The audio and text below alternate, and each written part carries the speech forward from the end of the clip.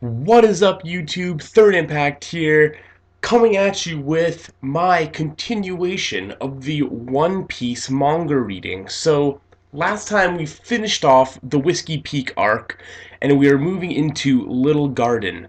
Now, last video made me realize that there's a lot of stuff crammed into these chapters and into these arcs. And the video was very long, and I did the entire arc, and I couldn't even do all the details and every little thing that I wanted to do. And looking at this new arc, Little Island, it's even longer than Whiskey Peak, so I'm going to divide this up into parts 1 and parts 2. It will be better for everybody, it'll be better for me, it'll be better for you guys, and just trust me on this. This is going to be Little Garden Part 1. So, we're sailing away after Igarapoi has sacrificed himself, and we are continuing on, as Luffy has put it, doing our adventure our own way. We will not be persuaded to take any certain paths from the Baroque Works. And moving right along, Sanji and Usopp are both awake now, and it's actually really funny. Sanji's feeling very confident, being like, "Oh, your sleeping prince has awakened, and you're safe now." But I mean, he was asleep for the entire last chapter, so he really shouldn't talk. And all Usopp can say is that he's happy that he slept through all of that, which is much more realistic and also something that Usopp would most certainly say. So that's pretty funny. So they're just sailing along. Sanji says, "Oh, let me whip up some special drinks for you guys," and even the duck is down. So the duck is most certainly a drunk duck. He loves to drink, and he's getting wasted as we speak, and that's just hilarious. So Vivi's still feeling pretty down about Ergarapoi's sacrifice, and just feeling really worried about the Baroque Works in general, because she seems to feel they're a very powerful organization, even though that wasn't necessarily proven in the last few chapters when those guys got defeated like no problem. But Nami just kind of calmed her down a little bit and just says like, doesn't just sailing on this ship make you lose all will to worry? And I feel that was a really cool line, not only for Nami comforting Vivi and just being cool in general, but that I feel that sort of idea or that line is going to be echoed throughout all of this manga, throughout all of One Piece, because that's really what this crew makes you feel, and what Luffy and his whole sort of spirit and sense of camaraderie sort of supposed to make you feel, is that just you don't even have time to worry or think about these sorts of things because of the positive environment created by all these people, which is just fantastic. I really like that. It's a real feel good sort of line. So moving right along, they see a dolphin coming up to their ship. They're like, "Oh, what a cool dolphin!" But no, it's actually a giant dolphin, and this is something to do with Little Island and with the name Little Garden. Sorry, I said Little Island, so I can go Little Garden. You know there's going to be something to do with size here, and that things aren't going to be exactly what we think. So they start arriving on the island, and they're confused. They see a tiger that's been just totally defeated, and it's like he's supposed to be the king of the jungle. What kind of place is this that giant tigers, are even defeated? But Sanji and Zoro are pretty confident moving into this place, and they actually challenge each other to a hunting contest with the wildlife. And it's been proven that there's dinosaurs here, there's all sorts of crazy stuff. And it's a little garden to the inhabitants of the island, not to just passerbys or regular people. So, like, I don't know. I really feel like these islands need to be paired with some sort of description for these adventurers, because very misleading. But anyways, Sanji and Zoro are going to go off on a hunting trip to prove which one of them is the superior. And sorry, Sanji, but you have a bit of work to do, because I feel Zoro's already proven himself in the last arc to be quite impressive with his swords. So I'm excited to see if Sanji can bring it in this next arc. So, a giant being kind of just appears out of nowhere, and he's a giant Viking named Brogy. He's attacking their ship. Well, it appears as though he's attacking their ship, but really, he's just looking for rum. And this T-Rex bites his butt, and he just turns around and just decapitates this T-Rex with one swing of his axe. And it's actually, like, pretty damn violent. It's like, I mean, I guess T-Rex are bad because they're meat eaters, but I mean, it was just an innocent animal, and it just got decapitated just brutally. But it's all kind of done for laughs, which is kind of funny too. And Brogy, he's a giant Viking, and this is really funny too because I just finished reading the first volume of Vinland Saga, and that's all about Vikings and stuff. Like literally right before reading this, so it's just kind of funny that there's that little Viking tie-in there.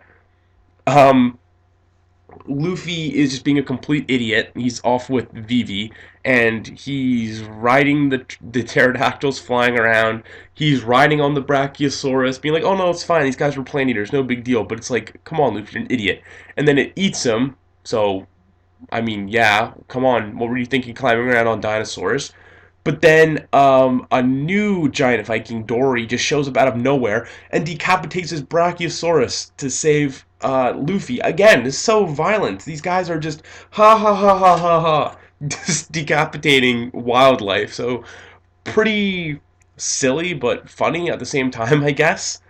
Um, Usopp and Nami are hanging out with Brogy as he cooks up this T-Rex meat, and they're freaking out because they are 100% sure that this guy must be crazy. He must be a meat eater. They're all gonna die. There's skulls all over the place. They're thinking the end is near, and Brogy lets them know that the log post will take an entire year to finish collecting the data from this island. So that's not good. I don't really think that the crew's going to be stuck on Little Garden for a year, but we're going to have to see where that goes.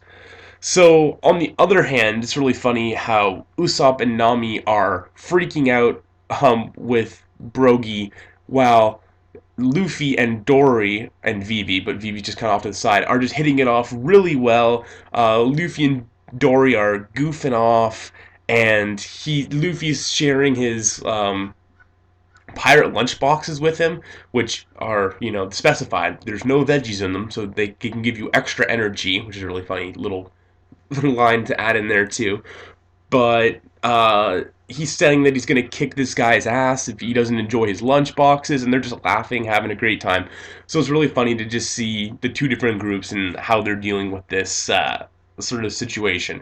So, um, Dory, I believe it is, explains to Luffy how this whole thing's working. So, both these giants are from an island called Elbaf that's located somewhere on the Grand Line.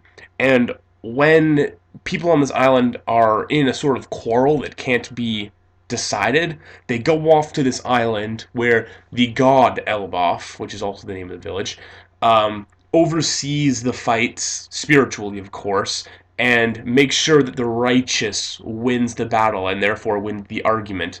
But the problem is that Dory and Brogy have been fighting for over 100 years now. They still haven't settled their feud, and they don't even remember what their feud is anymore. So that's pretty funny. So the volcano erupts and their battle begins, and that's kind of like what they've decided is like the sign of their battle starting. But again, they don't remember why they're fighting, and it's pretty much just a pride thing at this point. They have this warrior spirit, and they're gonna keep on fighting and fighting and fighting, regardless of what the reason is at this point. So, kind of cool there. So, once this battle is started, we leave the island and are shown another little island resort sort of looking area, where we're introduced to Mr. 3 and Miss Golden Week. Now, this is hilarious because Miss Golden Week refers to him as Mr. 3, and he kind of freaks out a bit, and it's like, how can you so casually say my name in public? People are gonna discover my identity, and like, what do you think you're doing? What are the Baroque Works? We're supposed to be a secret organization.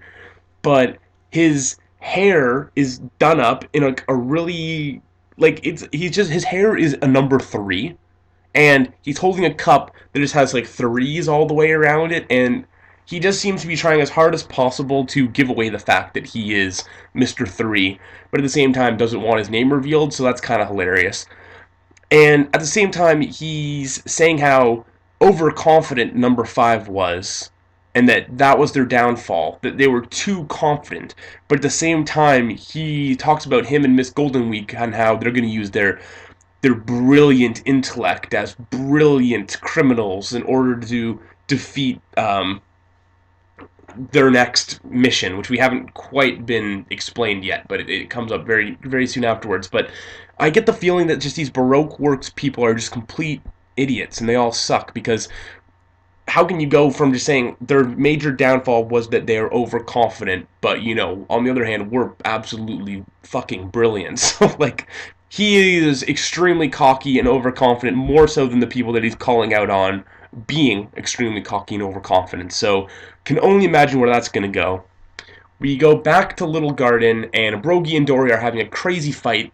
They only go for killing blows, and it's what's assumed all the holes in all the mountains all over the place are from now. It's just from these guys' epic battles that have been going on for 100 years, and they just go all out. They go completely ham in every single one of these fights, and they have fought over 73,466 fights.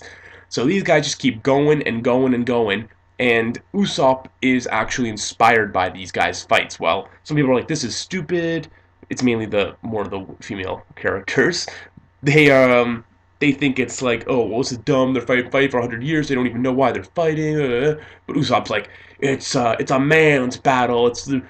Imagine their pride is like a flag on their hearts, and they just keep on going, and neither will back down to the other. Oh, this is a true man's battle. Oh, this is just so inspiring. So really cool how Usopp's inspired by those two there because they are freaking beasts. They've been going at it for 100 years, just absolutely insane. And these guys don't just like go easy on each other or have like sportsmanship between the two of them. They do as far as when they end the fight and when the volcano goes to come again, but this is like a no holds barred battle to the death every time, and they are completely evenly matched and on par with each other. So it's absolutely crazy. But that fight ends, they go back to their little camps, and conversation continues. So it turns out that all those little skulls on the ground are just people who haven't been able to survive the entire year that the log post takes to collect data. So, I mean, it's already kind of been established that Dory and Brogy aren't like man eaters, but Nami and Usopp can rest easy now because they realize that it's not from them. But at the same time, they can't rest easy because all these skulls are from people who haven't been able to survive for a year. How is this crew gonna last here for a year? How are we gonna have a manga series that's just gonna span the entirety of a year of them being on this island? Clearly, something's gonna happen. So, anyways, Dory is just relaxing with Luffy and Vivi, and he goes to drink some rum, and the rum explodes. Very strange. Who has explosion power? This is very, very odd. Why would this be happening? But he obviously assumes that it's Luffy and Vivi, so Luffy and Dory are now gonna fight. So they have this crazy battle. Luffy stretching all over the place. Dory's going all out. They knock each other out like a double KO, but Luffy pops up pretty fast. So he sort of won that fight. Moving on, Mr. 3 and Golden Week have actually built a house on Little Garden that they live in, I guess. But they are there, they're camped out there, and number 5 and Valentine show up, the two that were defeated in the last arc, who were being called overconfident and cocky by 3 and Golden Week when they weren't there, of course. But number 3 and Golden Week explain how Dory and Brogy were pirates who had bounties on their heads of 100 million belly before they came to this island to settle their dispute. This was over 100 years ago, before their 100 years of battling, of course. And that they have this plan set up so that they are going to take their heads and uh, cash in the bounty. And obviously, Five has backed them up and is also part of this plan because he placed something in the rum that made it explode on Dory. So he's all weakened now.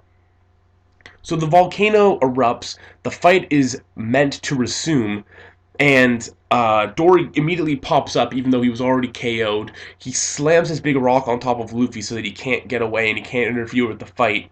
And he goes to meet up with Brogy. And now Luffy's like, "What are you doing? Somebody's trying to interfere with your fight.